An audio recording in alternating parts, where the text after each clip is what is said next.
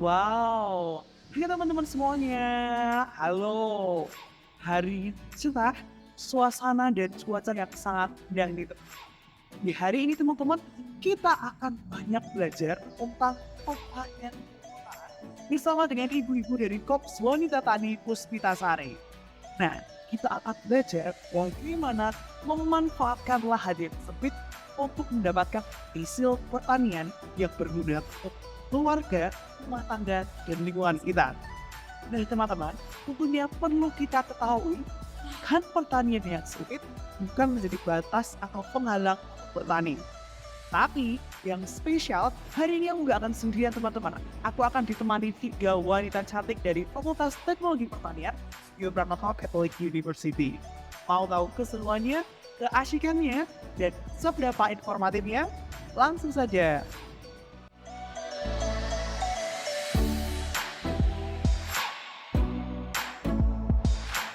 Hai sahabat pangan, saat ini saya sedang berada di Kelurahan Sampangan, Kecamatan Gajah Mungkur, lebih tepatnya di KWT Puspitasari. Nah, di KWT Puspitasari ini merupakan suatu kelompok wanita tani yang menjadi penggerak pertanian perkotaan atau urban farming. KWT ini sendiri pun sudah banyak menerima anugerah penghargaan yang diberikan oleh pemerintah setempat ataupun instansi lainnya. Dan di sebelah saya ada Bu Aryani yang merupakan koordinator dan ketua dari KWT Puspitasari. Selamat pagi Bu Aryani. Selamat pagi Mas Alan, selamat datang di KWT Puspitasari. Terima kasih Bu Aryani. Hutan yang luar biasa nih. Di sini kalau mungkin teman-teman tahu, suasananya itu hijau royo yang menggambarkan seperti pertanian dan perkebunan pada umumnya. Nah, Bu Aryani, mungkin Bu Aryani bisa memperkenalkan diri ke teman-teman semua. Kira-kira siapa Bu Aryani? Ya, perkenalkan nama saya Aryani sebagai Ketua KWT Puspitasari RW 3 Kelurahan Sampangan Kecamatan Gajah Mungkur. Sebenarnya ini adalah ide dari ibu-ibu kelompok PKK RW 3. Jadi kita membentuk kelompok wanita tani ini untuk berurban farming. Kebetulan waktu itu Bapak Wali Kota sedang menggelorakan urban farming di wilayah Kota Semarang. Gayung bersambut, kita membentuk KWT Puspitasari yang dimotori oleh Dinas Pertanian. Nah, pada tahun 2018 terbentuklah KWT Puspitasari. Dan kita menempati lahan kosong yang bermula dari tempat pembuangan sampah, berangkal pembangunan. Di tempat di sini kita bongkar, disupport oleh Bapak RW, sehingga menjadi tempat yang bisa ditanami. Dan untuk tanahnya itu tanah fasum. Ya. Berarti lahan pertanian di sini itu awalnya merupakan lahan kosong ya? Lahan kosong ya. Dan bisa berubah menjadi lahan yang sangat punya nilai ekonomis yang tinggi. Ya. Nah, kira-kira awal tujuan diciptakannya, dibuatnya KWT Puspitasari ini apa sih? Ya ini dari ibu-ibu, ide dari ibu-ibu PKK ini semua. Karena di idenya itu keluar dari ibu PKK, Bu RW. Ayo kita bentuk urban farming di wilayah kita. Ya untuk anggotanya 20, semua wanita semua, makanya kita beri nama Puspitasari sesuai dengan namanya.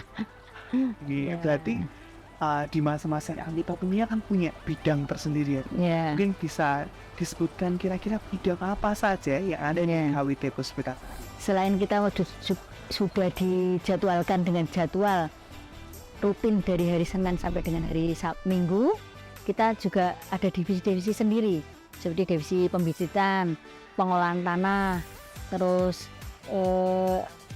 memanen dan pemasaran. Nah, di sini kita membutuhkan medsos untuk pemasaran seperti itu. Misalnya dari WA, dari Instagram maupun dari Facebook.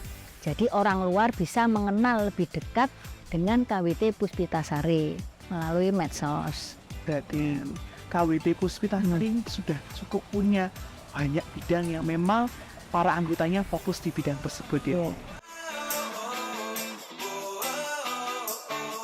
Kalau modalnya itu pertama semangat. Semangat. Nah, memang kita tidak ada uang speser pun. Terus kita mengadakan iuran anggota. Setiap bulannya itu cuma cukup 5.000.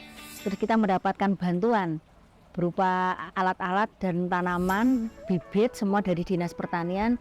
Mungkin kalau diuangkan senilai 55 juta. Itu semua barang. Dari hidroponik sederhana, dari bibit, dari benih, semua dari sana kita kembangkan. Lah dari hasil penjualannya itu kita akan mendapatkan uang. Itu untuk perputaran lagi, untuk beli bibit, beli perlengkapan, untuk perlengkapan sayur tanamannya itu sendiri. Nah, kita dapat uangnya itu karena hadiah lomba. Kalau urunan ya cuma ya iuran setiap bulan aja 5.000. Hadiah lomba, sudah berapa kali lomba berarti kan mendapatkan uang dari hasil penjualan. Terus mendapatkan CSR, dipercaya oleh Dinas Pertanian, ditunjuk mendapatkan CSR dari BRI 2 kali. Pertama di tahun 2021 sebesar 100 juta berupa greenhouse, terus kedua besar 100 juta lagi berupa sarprasnya, sarana dan prasarana untuk pertanian, yaitu kelengkapannya supaya hasil dari pertanian itu semakin optimal. Dan ada lagi bantuan dari Dinas Ketahanan Pangan berupa demplot dan rumah bibit sebesar 55 juta dan 15 juta, jadi 70 juta jumlahnya. Nah, dari bantuan-bantuan itu kita sisihkan, tidak semuanya kita untuk membangun, berapa persen, 10%-nya kita sisihkan. Tapi setiap bulan tetap menambah. Ya. Di KWT Puspitasari ini memang berawal mulanya dari inisiasi warga sekitar mendapatkan apresiasi dari banyak instansi. Bisa yang mungkin sangat luar biasa. Tapi jadi contoh untuk kelompok tani yang ini. Ya, di sini di ruang ini ada hidroponik. Hidroponik yang kita tanami yaitu seperti kangkung, bayam, selada, ada juga cawi saisim. Terus di sebelahnya lagi kita bagi dua, itu ada tanaman konvensional. Kita khususkan untuk tanaman bayam. Di sebelah yang dari Dinas Ketahanan Pangan untuk tempat pembibitan dan tanaman buah. Tanaman buah itu seperti terong, cabai, tomat, nah itu tanaman buah. Dan juga ada aquaponik, di mana aquaponik itu di bawahnya kolam, di atasnya ada tanaman kangkung. Nah, di bawahnya itu ada ikan lele dan ikan nila. Iya. Berarti selain ada pertanian hidroponik, ada juga konvensional, ada juga aquaponik. Iya. Jadi memang KWT Puspitasari sudah menerapkan berbagai teknologi pertanian yang ada dan cocok di wilayah perkotaan.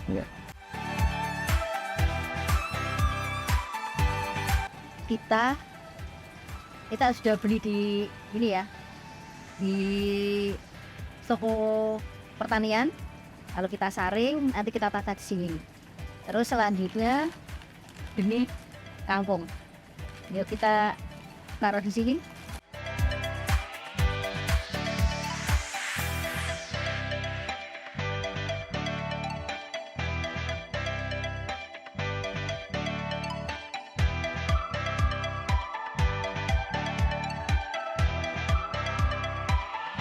Kita tabur ini kangkung.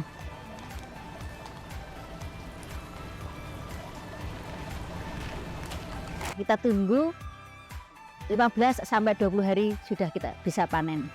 Seperti itu. Nah, sebelum kita peram ini kita benih, kita siram dulu. Teman-teman, ini hasil dari 7 hari setelah semai.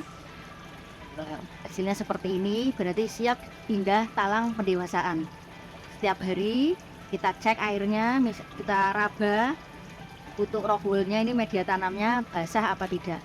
Tidak boleh terlalu banyak tergenang air, sedang-sedang saja. Kalau penyiraman kita ambil dari pinggir. Seperti ini.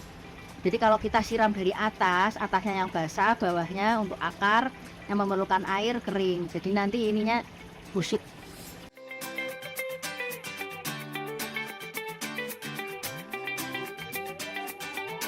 Teman-teman, Mbak dan Mas, Mari kita memindahkan bibit kangkung ini yang sudah usia 1 minggu, yang sudah bisa dipindah di talang panjang hidroponik. Untuk cara pemindahannya, kita cabut seperti ini. Nanti kita masukkan ke net pot, namanya ini net pot. Karena ini ada akar serabutnya, jadi nanti kita bersihkan dulu. Gunanya untuk apa? Kalau sudah bersih seperti ini, kita masukkan ke ini. Nanti kita kalau untuk bibit kangkung, kita hitung 7 buah ini ya, baru kita masukkan ke talang panjang. Karena nanti kalau kita masih mengambil ini, langsung kita masukkan ke sini, kotorannya bisa bikin mampet talang panjang. Seperti itu. Kita perhatikan dulu ya, Bu.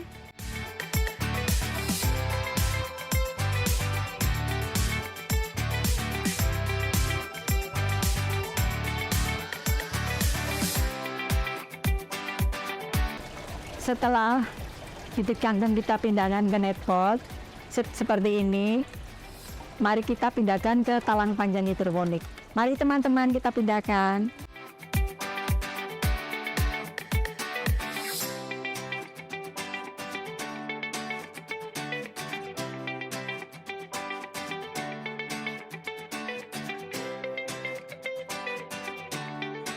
Mari kita panen hari ini yaitu pokcai dan kangkung. Mari teman-teman. Kita panen sekarang. Hari ini kita akan panen pertama adalah kangkung. Nah, ini kangkung adalah jenis kangkung Bangkok dengan merek Bisi ya. Kita karena yang cocok di wilayah ini adalah jenis kangkung Bisi. Usia kangkung bisa dipanen itu setelah 20 sampai 25 hari HST. Nah, itu adalah hari setelah tanam. Jadi bisa kita panen. Bisa kita lihat dari besarnya batang kangkung ini. Nah, batangnya sudah besar ya. Jadi sudah saatnya kita panen. Nah, untuk memanennya itu kita angkat dari net pot. Nah, kita angkat dari talang. Nah, ini termasuk kangkung yang sehat karena akarnya juga sehat, batangnya sehat. Ini sudah saatnya pas untuk dipanen. Monggo kalau teman-teman mau memanennya silakan.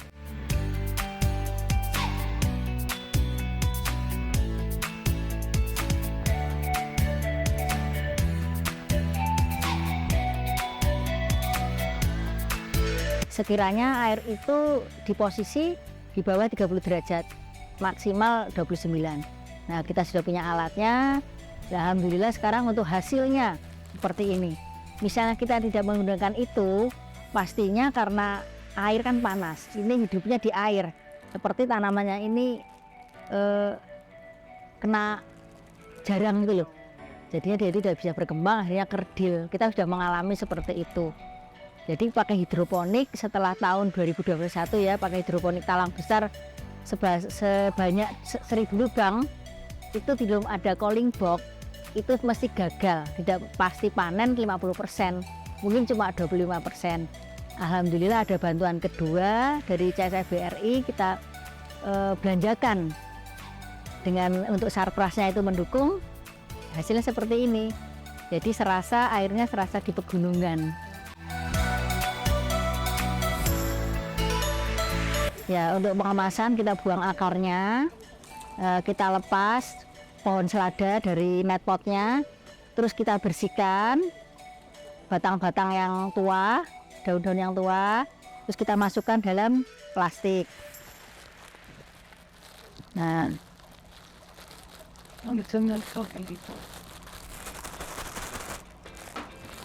setelah itu kita pakai perekat untuk mengikatnya.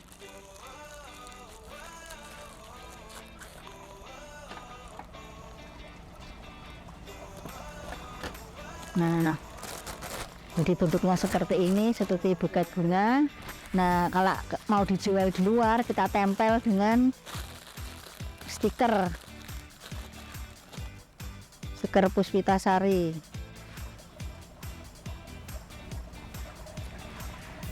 Kita pasang stiker,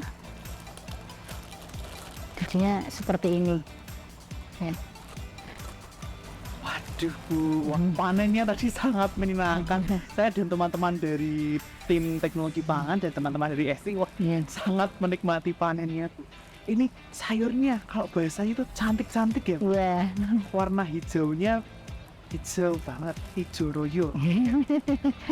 Nah Bu, kalau boleh tahu tadi kalau membedakan tanaman yang baik dan tidak itu bagaimana sih Bu? Dari Penampakan fisik. penampakan fisiknya yaitu tanaman yang segar, mekar, tidak layu, hijau daunnya pas, dan akarnya juga sehat.